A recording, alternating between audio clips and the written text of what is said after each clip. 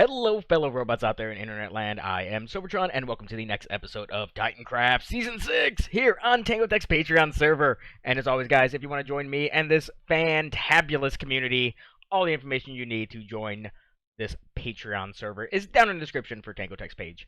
So yeah, we're starting off at our gold farm, guys. I just did a little bit of AFKing here, getting a bit more gold, because we're going to need it, and I'll show you why in a little bit. But yeah, you know, it's serving us well. I've crafted up some ingots. We're going to need this gold in a little bit, because I haven't been here this whole time. No, my friends, I've been doing other things in the nether. That's right, ladies and gentlemen, we are heading to our nether dig right now, or lack thereof, because the dig is done. It's all done. Everything's done. It's fantabulous. It's glorious. It's amazing. I have no words to describe how great this is. But you can see I have a problem. You see, I've been using all the nether brick to slab this place up. Ooh, chunks are loading kind of slow. But nether brick. Lots and lots of nether brick slabs have been placed. But I'm out. I have no more nether brick. I've placed on the order of 50,000 nether brick slabs. Cash is placed probably close to 10,000 at this point. But we need more. We need lots more. You can see all the areas that still need to be filled in, which is great and many. What is she doing? Is she? What? What is happening? What is Cash doing? There was not this stone ring here a minute ago. Oh, I'm out of rockets. Flying up.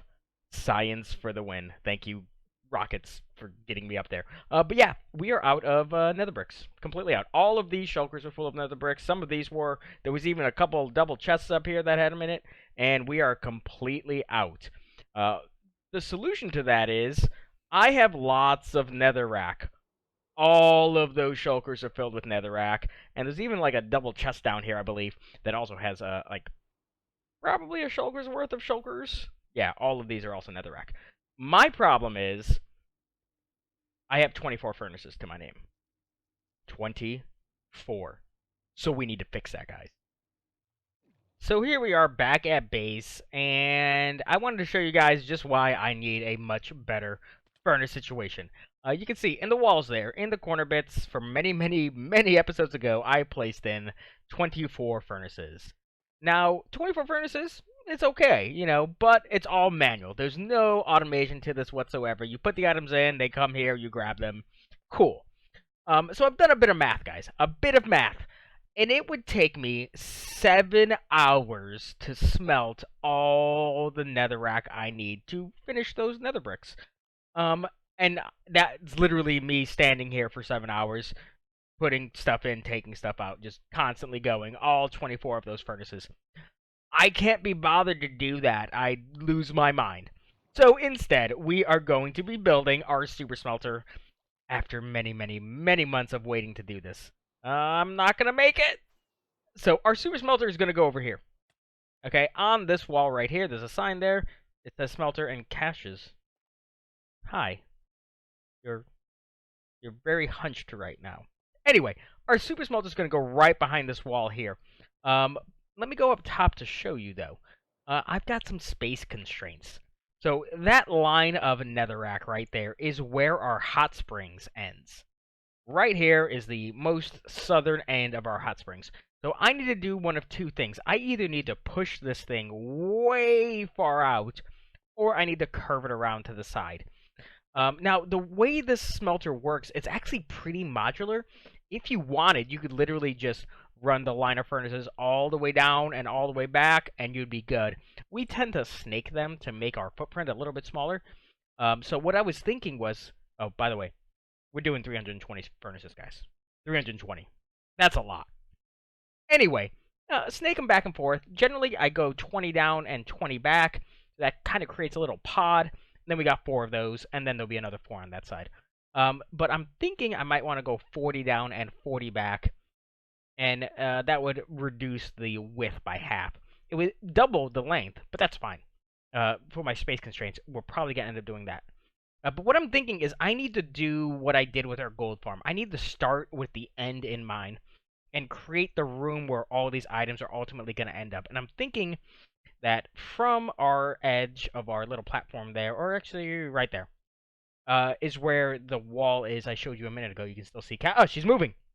Movement has happened. So I'm thinking we're going to curve this room a little bit down this way, and ultimately this room is going to be somewhere around here, underneath.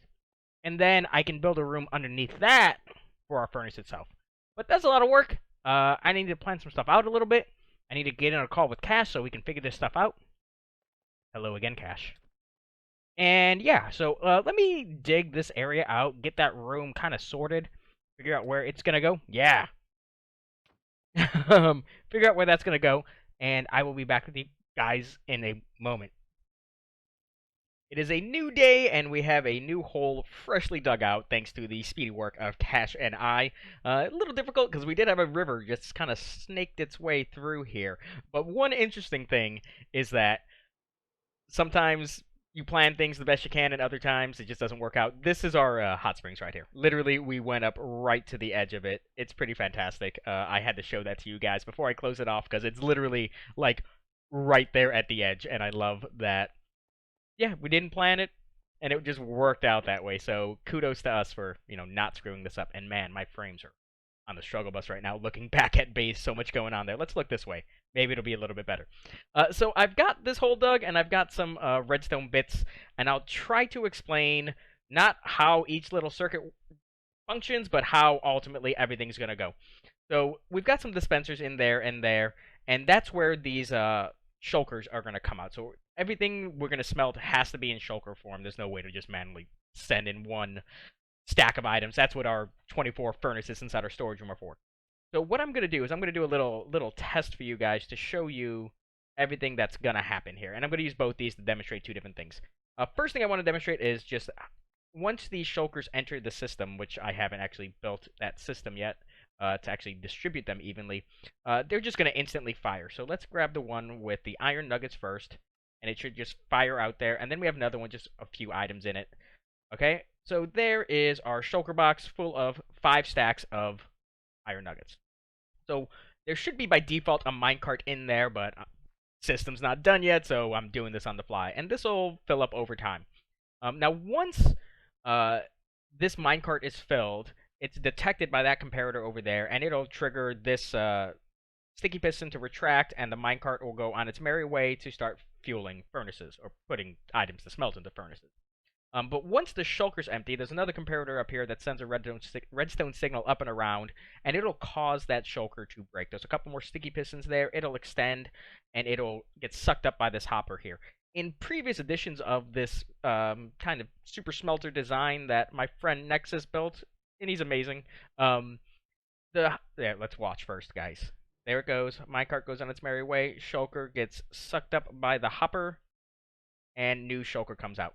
In previous designs, we actually had the hoppers underneath here, and we ran into issues sometimes where the shulker would break off before the minecart was filled, and that would actually get sucked up by the minecart, and it would end up in some hoppers over there. And we don't want to deal with that again, so he put the hopper off to the side, and everything seems to be working just fine. Now, the other thing that's going to happen is our minecarts will pass over a detector rail. And what's going to happen is it's going to trigger this whole system to spit out a new minecart to go in. So testing that is fairly simple. All I need to do is place a minecart on the track, push it on its merry way, and a new minecart will come out for us to get more items. So everything seems to be working. I initially built this fairly quickly, and I forgot a couple of redstone torches, namely there, and that was causing the system to just not work. But now I have the amazing task of placing 320 of these guys and 3 times that amount in furnaces, or in hoppers. So lots of stuff to do. Gonna be a nice big zigzag pattern. It's gonna be great. It's gonna be, simple to build, just a little bit time consuming. So let me get those all done, and I will be back, because we have one more of these to build as well, plus some crazy distributor system to make sure that the shulkers go in evenly. It's all kinds of crazy. But give me a little bit, and I will be back with you guys.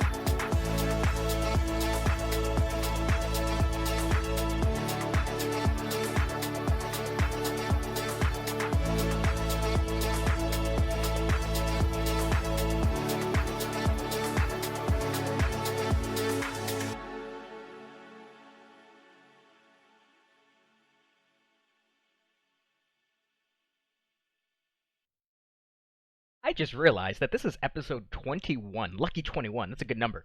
And it's so weird that it's taken me this long to build a smelter, but if you've been with me since the beginning, episode 1, back in like September, I don't know.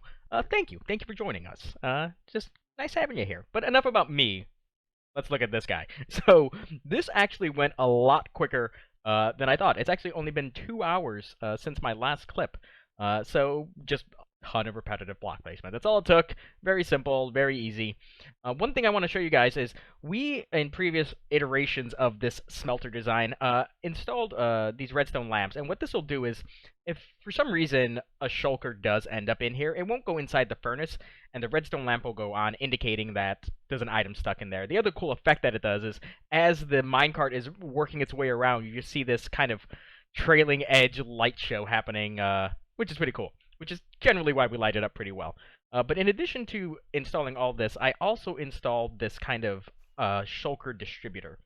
So the way this works is you put the items, in this case shulkers, in a trap chest. That way the hopper underneath doesn't suck them up right away. It won't move until the chest is closed. And then it works its way down to those hoppers down there, and it starts this little kind of redstone clock. It'll tick every time there's an item in that hopper right there. And then it'll end up causing this redstone line to depower, allowing the items to trickle down to their respective kind of shulker unloaders. So I've disconnected this from the main line right there by removing those. I just want to show you guys. So I'm going to put 10 shulkers into the system. You see they're not trickling down, and they won't move until I close the chest. Now, if everything works well, you'll see flashing lights. It should do it 5 times. 3, 4, 5. Good. That's a good sign. Good sign. And then the 5 shulkers should be 5 here. Oh no. Oh no. What? Did I?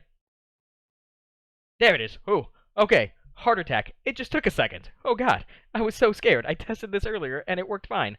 Woo. Scaring myself over here while I'm building some crazy redstone contraption. So the only thing I have left to do now is the fuel line. Now, I could do the same thing I did with these and just do one per system, but what I was thinking was installing one right in the middle and then having this kind of rail switching station right here. And I've built them before. They're really easy to do. My one concern with all of this is that it's really far from where the input would be, and I don't want to have a huge hopper line just taking it all the way over there. So I'd probably end up doing a water stream, which is generally a no-no when it comes to redstone. You don't want water lines over your redstone, but I'm going to do it anyway, because I'm, a maverick. I like doing, fucking the trend, so to speak. So I just need that, and then the item output lines. I have already installed all of them down here. Very simple, just dropper, unloader things. Items in there, they get spit out. Very simple, nothing crazy. I just need to put some glass or something here to keep the items going straight down and hook them all up together, and then up to where our output room's gonna be if Cash ever comes over here and decides to help me out and design some stuff. Dang it, Cash. But yeah, simple stuff. I just need to rebuild one of these in the middle, do some kind of water line to get the shulkers of kelp blocks over there. Now, I don't think I've mentioned this before, but if I wanted to fill all the hoppers and the furnace with kelp blocks, I need, I think, 70 shulkers of kelp blocks, and I do not have that right now. So I'm going to probably run about 10, maybe 20 shulkers worth through the system, and hopefully everything works out. That should be a decent supply of kelp blocks for a little while at least. I don't have a whole lot to smelt. I just really got to get that nether brick all good to go so I can finish that, dig that's no longer a dig in the nether. So we'll see what happens. I don't know yet. So I'll be back shortly once hopefully the majority of this should be done and everything hopefully is hooked up to this future room here that's not here yet. So I'll see you in a bit. With the addition of our new shulker unloader for our fuel, our furnace XP farm is all now done. It's all wired up. I've got water streams. I've got rails going everywhere. It's great. It is fantabulous. So I wanted to show you guys some of the stuff and how this works. And sadly, it is nighttime because the server just reset, and I'm pretty sure that's how it works with this server sometimes. So we have one line to fuel both sides, and so as soon as our minecart for the fuel passes over this detector rail, it's going to send out a 1-tick pulse, which will cause that redstone block to get pushed out and stay there, and then it'll cause this cart or this track to flip either way. So I'm gonna load this fuel unloader thing up with one shulker. Now the first minecart should go left because it's currently facing right. Yeah, so the first minecart's gonna go left, and then the second one right after will go to the right. So let me throw this in the back here. Dry kelp. Hi, zombie. Let me kill you. Okay, so it should go left. Perfect. Now, as soon as this one gets filled up, which TPS is great right now, it's fantastic, this one should go around to the right.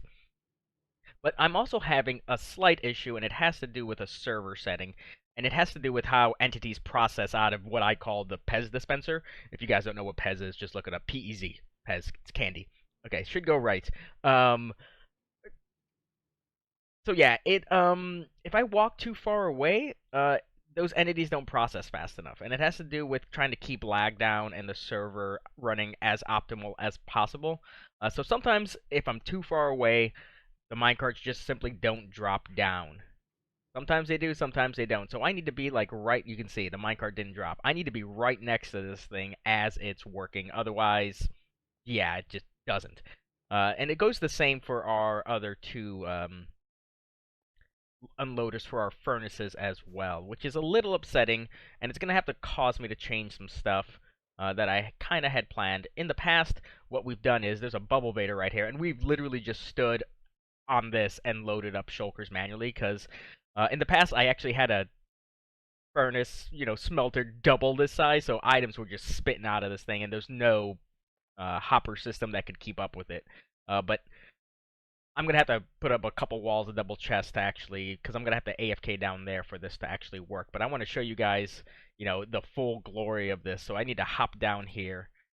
And as soon as those shulkers make their way here, everything should work fine. I did do a test earlier, and I derped something up.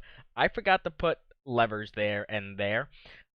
This rail was powered, but it was because of this redstone torch. But this is part of the unloader system, and it was causing these rails to turn on and off quickly, and minecarts were getting stuck, and shenanigans happened. It was very, very bad. I did not enjoy it, so upsetting there. But one cool thing I like to see is seeing all those furnaces turn on at once. It's pretty fantastic. But I want to just show you guys how quickly this thing will work. It takes a second to prime the system is what I call it, because all the items have to get to all the furnaces. I mean, that minecart probably still isn't even close to being back, but you can see, you can just hear it too. All the ticking, and it's not even all of them yet. Those other lines aren't even. There we go. There's one. It looks like 3 more lines need to start fueling up.